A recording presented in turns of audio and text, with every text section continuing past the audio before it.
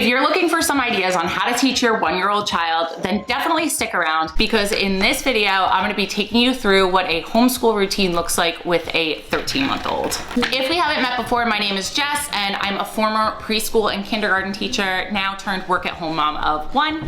This is my son, Luke. So definitely be sure to subscribe if you wanna see more educational ideas for little ones and parenting tips. So just a disclaimer, when I say homeschool, it's a very lax, loose routine. I just got started when Luke turned 1 back in October.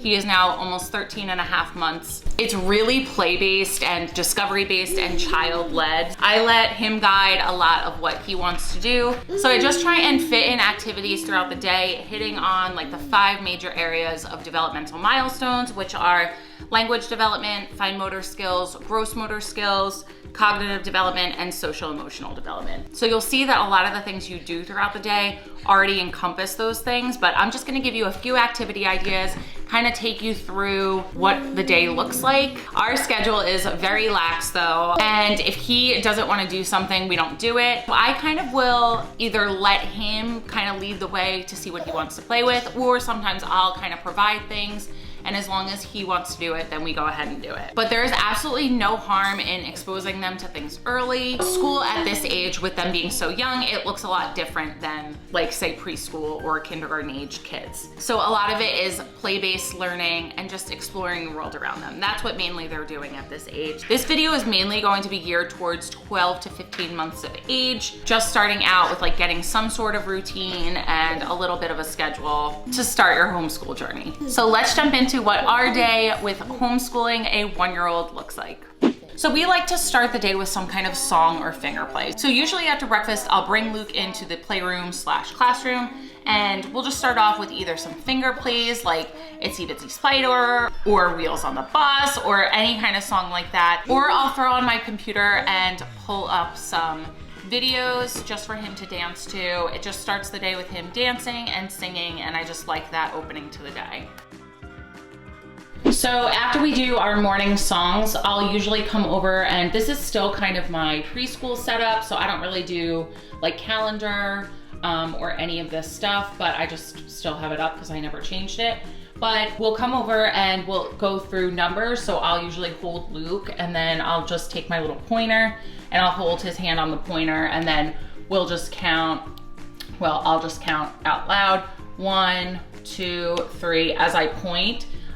Just to get that basic knowledge of one-to-one correspondence down and counting in order, just to expose him to it early. And then I usually just do 1 to 10. Every once in a while I'll go up to 20, but I really focus on doing 1 through 10. And then up here, some days I'll go through the letters, and sometimes I'll do all of them. It depends on how he is. If he's like into it, I'll do all of them. Otherwise I'll just do a few. And then down here I have shapes. So I will go through and pick usually one of those a day, just to go through and get him exposed to letters, numbers, and shapes. So when it comes to fine motor activities, we definitely get a lot of those in every day.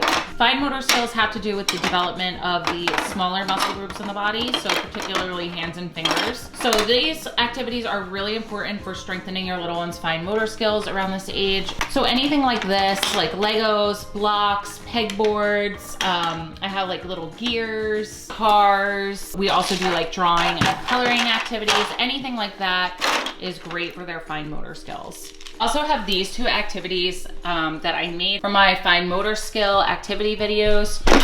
This one is just an old pup container, and I cut a hole in the top, and then it has popsicle sticks. So your little one just has to put the popsicle stick through the top of the container, which is great for their fine motor skills and hand-eye coordination.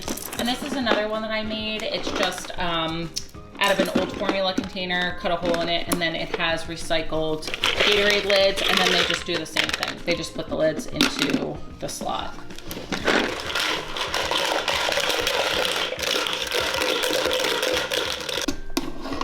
Luke also tends to switch them around when I have both out. He'll put like the popsicle sticks in the formula container and do the same thing with the lids.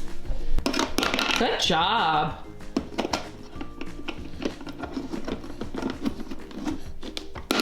Good job, buddy. This is also great for problem solving skills because you could see right now he's trying to figure out how to get the lid out. And I can show him that if I open the lid, then he can reach in and fit his hand in there. What, do you want to open? Open. So then he figures out that he can take it out that way. So it's just great for them exploring cause and effect, just watching how they play and interact with, you know, different things throughout their day.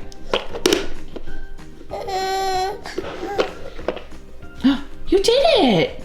So you could see like the look on his face. He was like frustrated at first trying to get it open, and then he did it and he was like almost like surprised at himself. When you have a child that's around this age, like a year, 12 to 15 months, like everything is brand new to them and they're just like exploring and figuring things out, and everything is a learning experience.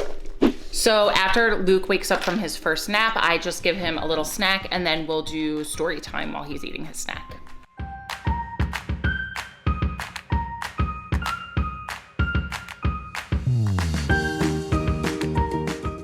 So when it comes to gross motor skills, we try and do something every day. Luke just started walking, so we're still working on his walking a little bit, but I will either pull out some tunnels or a ball pit, or just have him practice walking, or we do some dancing just to get those larger muscle groups moving.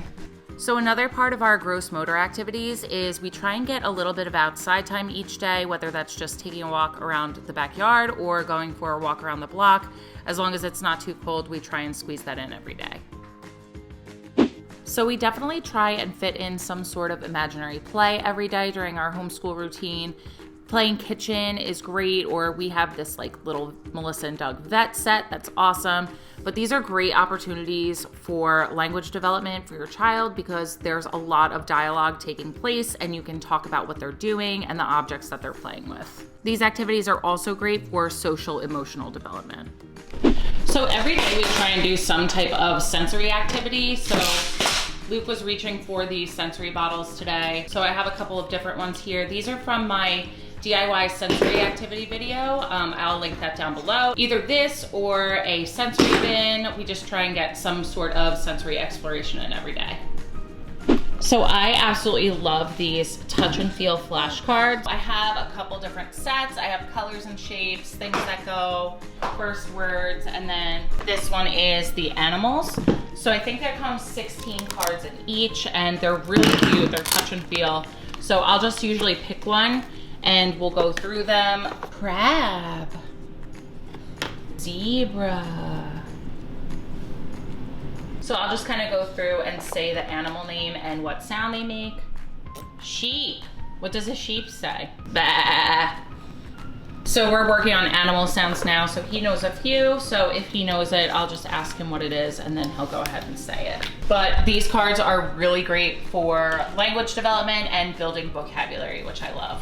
So I also don't put a time limit on anything. Like he's been carrying around these sensory bottles for a while now, and that's just like what he wants to play with. So I'm just letting him go. Like I said, it's like a very, very loose schedule and structure. So I kind of just let him lead the way with what he wants to do or play with. So we try and do some sort of arts and crafts activity at least a couple of times a week. We don't usually do this every day, but this is just a really simple stamping activity with clothespins. You just have to watch, obviously, that they don't put it in their mouth. But we try and do either some kind of painting or drawing at least like 2 to 3 times a week. Good job. So we did use finger paint for this. So he just kind of went ahead and stuck his fingers in it, which is fine.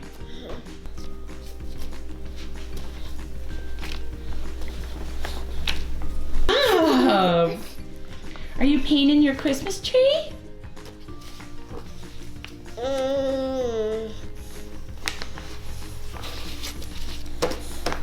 So I just put Luke down for his second nap of the day. So he usually goes down around like 3 o'clock, and then he'll wake up anywhere between like 4 and 5 usually. So after he wakes up, I give him like a very light snack before dinner, and then for the rest of the night, like in between dinner and for a tiny bit after dinner before his bath, it's just really independent play.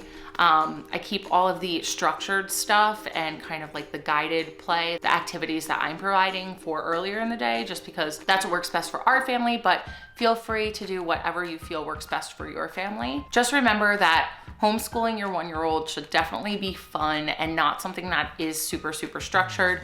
Obviously, you're there as a guide to provide them the opportunities for exploration and play and discovery, and that's really what it's all about. And it's definitely important to be talking to them and narrating their day, telling them what they're doing, asking them questions, and just helping build their vocabulary and their language development. That's what's really important, is just serving as that guide and that model to grow. So I will leave a bunch of videos that I made on different resources that can help you with homeschooling your 1-year-old. I have a video on language development that you'll definitely want to check out.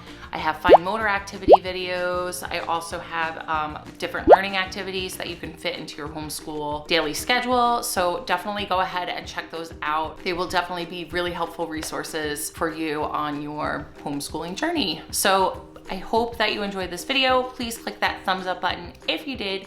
Don't forget to subscribe for more educational videos for your little one. Thank you guys so much for watching, and I'll see you in the next video. Say bye.